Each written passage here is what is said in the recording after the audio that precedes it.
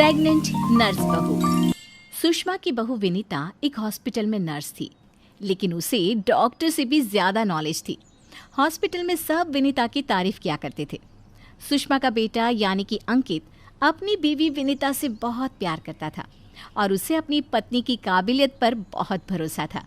धीरे धीरे वक्त गुजरता गया और शादी के 8 महीने बाद विनीता प्रेग्नेंट हो गई। मैं बहुत खुश हूँ। मेरा इकलौता बेटा है और अब इसका बच्चा इस दुनिया में आएगा। मैं दादी बन जाऊंगी। दादी मैं बता नहीं सकती मुझे कितना अच्छा लग रहा है। आपको खुश देखकर मैं भी बहुत खुश हूँ माँ।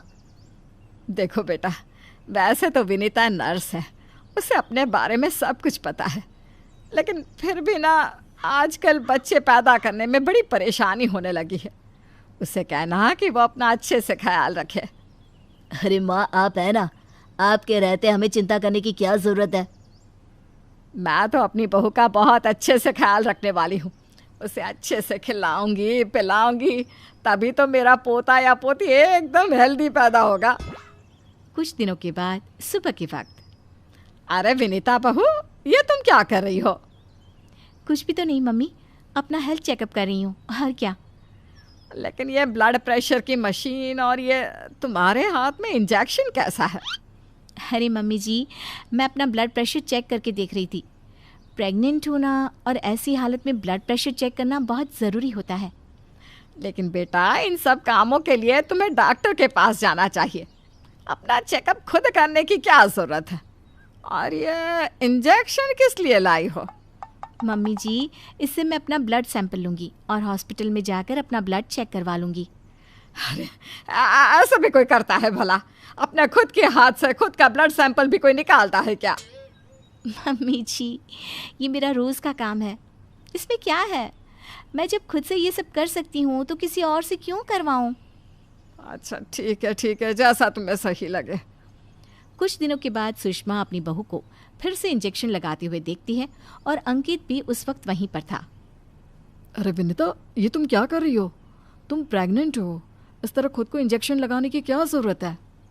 अब तू ही समझा बेटा। पिछली बार भी अपना ब्लड सैंपल खुद ही कलेक्ट कर रही थी, तब भी मैंने इसे समझाने की कोशिश की थी, लेकिन ये तो मेरी बात सुनती ही नहीं।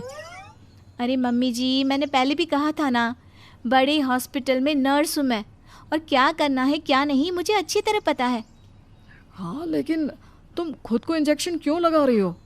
अरे इंजेक्शन नहीं है, प्रेगनेंसी में कुछ वैक्सीन लगवाने होते हैं, बस वही लगा रही हूँ, और क्या। और फिर एक दिन रात को अचानक विनीता की तबीयत खराब हो जाती है। क्या हुआ विनीता? तुम ठीक तो हो? तुम तो खुद अपना इतना ख्याल रखती हो, तुम्हारी तबीयत कैसे बिगड़ गई? पता नहीं अंकित, ऐसा लग रहा है कि वीकनेस हो रही है, बहुत कमज़ोर सा महसूस कर रही हूँ पिछले कुछ दिनों से। तुमने तो अपना ब्लड सैंपल दिया था ना हॉस्पिटल में, उसकी रिपोर्ट आई या नहीं? कल सुबह ही आ जाएगी, तब सब कुछ पता चल जाएगा। अगले दिन सुबह के वक्त। विनीता, तुम्हारी ब्लड रिपोर्ट तो आ चुकी है। तुम्हारी बॉडी में तो आयरन की बहुत कमी है, देखो तो ज़रा। अरे हाँ, इसके हिसाब से तो मुझे ब्लड चढ़ाना चाहिए, वरना डिलीवरी के वक्त बच्चे को प्रॉब्लम हो सकती है। मैं एक काम करती हूँ, ब्लड चढ़वा लेती हूँ। ऐसा कैसे ब्लड चढ़वा लेती हूँ? पहले डॉक्टर से जाकर पता करो और हॉस्पिटल में जाकर ब्लड चढ़वाओ। ये सब काम बिना किसी डॉक्टर की सलाह के नहीं करना चाहिए। मम्मी जी, आप फिर से शुरू हो गई ना। क्या करना है क्या नहीं मैं अच्छे से जानती हूँ, मैं खुद कर लूँगी। और विनीता हॉस्पिटल से ब्लड की बोतल का इंतज़ाम करती है और खुद अपने ही हाथों से खुद को घर में रहकर ब्लड चढ़ा लेती है। अगले दिन। विनीता, अब तुम्हारी तबीयत कैसी है? देखो, मुझे पता था ब्लड चढ़ते ही मेरी सारी वीकनेस दूर हो जाएगी। मुझे बहुत अच्छा लग रहा है, एकदम ठीक हूँ मैं। कुछ दिनों के बाद विनीता की प्रेगनेंसी का 8वां महीना शुरू हो चुका था और एक दिन सुबह के वक्त विनीता अच्छे से तैयार होकर अपने कमरे से बाहर आती है। क्या हुआ विनीता, सुबह सुबह कहाँ जा रही हो? बहुत दिन हो गए हॉस्पिटल नहीं गई, सोच रही हूँ आज ड्यूटी पर चली जाती हूँ। डॉक्टर का भी फ़ोन आया था अभी।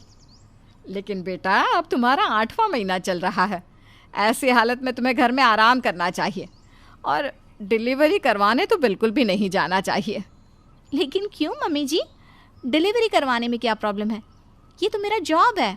और हॉस्पिटल में दिन रात यही तो करवाती थी। आपने कहा कुछ दिन काम पर मत जाओ, इसलिए नहीं गई।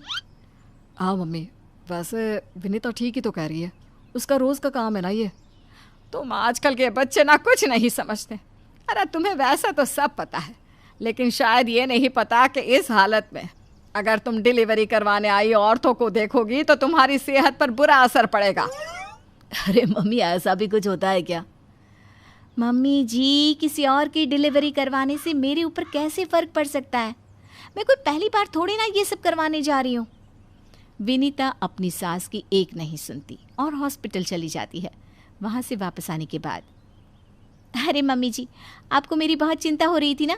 ये देखिए, मैं बिल्कुल ठीक ठाक हूँ। अब आपको परेशान होने की ज़रूरत नहीं है। और जानती है, पूरी 5 डिलीवरी करवा कर आई हूँ, वो भी नॉर्मल वाली। देखा मम्मी, मैंने कहा था ना विनीता को नहीं होगा कुछ भी। वो बिल्कुल ठीक है। चलो अच्छा है बहू, मैं भी तो यही चाहती हूँ कि तू एकदम ठीक रहे। और आजकल जिसे देखो उसके ऑपरेशन से बच्चे होते हैं, ये देख देख करना बहुत डर लगता है। चिंता मत कीजिए मम्मी जी, मुझे कुछ नहीं होगा। मैं नर्स हूँ ना, रोज़ हॉस्पिटल में औरतों को सिखाती हूँ कि कैसे अपना ध्यान रखें ताकि नॉर्मल डिलीवरी हो। तभी अचानक हॉस्पिटल से डॉक्टर का कॉल आता है। कॉल पर बात करने के बाद, मम्मी जी, एक इमरजेंसी केस आ गया है, मुझे जाना होगा। अरे लेकिन अभी तो आई हो, कैसी डॉक्टर है तुम्हारी? उसे पता नहीं चलता क्या कि तुम प्रेग्नेंट हो? ऐसी हालत में तुम्हें ना बुलाए। अरे नहीं मम्मी जी, डॉक्टर की भी मजबूरी है। कह रही थी काफ़ी सीरियस केस है और हॉस्पिटल में उन्हें किसी दूसरी नर्स पर इतना भरोसा नहीं जितना मुझ पर है। मुझे लगता है कि तुम्हें मना कर देना चाहिए बहू। कुछ नहीं होगा मुझे मम्मी जी, मैं अभी डिलीवरी करवा के आती हूँ। कुछ देर बाद अंकित के पास हॉस्पिटल से फ़ोन आता है। अरे मम्मी, जल्दी हॉस्पिटल चलिए, वहाँ विनीता की तबीयत खराब हो गई है। हे भगवान, सब ठीक करना, मुझे तो पहले ही डर लग रहा था। अंकित और सुषमा हॉस्पिटल पहुँचते हैं। क्या हुआ विनीता को? वो क्या है ना, विनीता एक नॉर्मल डिलीवरी करवा रही थी। केस बहुत ही सीरियस था और उस लेडी को बहुत ज़्यादा प्रॉब्लम हो रही थी। क्योंकि विनीता खुद प्रेग्नेंट है तो वो अचानक से घबरा गई और उसे लेबर पेन शुरू हो गया। लेकिन अभी तो मेरी बहू का सिर्फ 8वां महीना चल रहा है। देखिए, ऐसा हो जाता है। उस औरत को दर्द में देखकर घबराहट की वजह से विनीता को ये हुआ है। अरे डॉक्टर, लेकिन डरने की कोई बात तो नहीं है ना? नहीं नहीं, ऐसा कुछ नहीं, हमने उसे एडमिट कर लिया है। तभी सब देखते हैं कि विनीता अपने हाथ में एक छोटे से बच्चे को लिए बाहर आती है। अरे विनीता, तुम्हारी तो तबीयत ठीक नहीं थी, तुम्हें दर्द हो रहा था, तुम बाहर क्यों आ गई? अरे दर्द हो रहा था तो क्या हुआ, मैंने वो दवाई ले ली जिससे जल्दी आने वाले लेबर पेन रुक जाते हैं।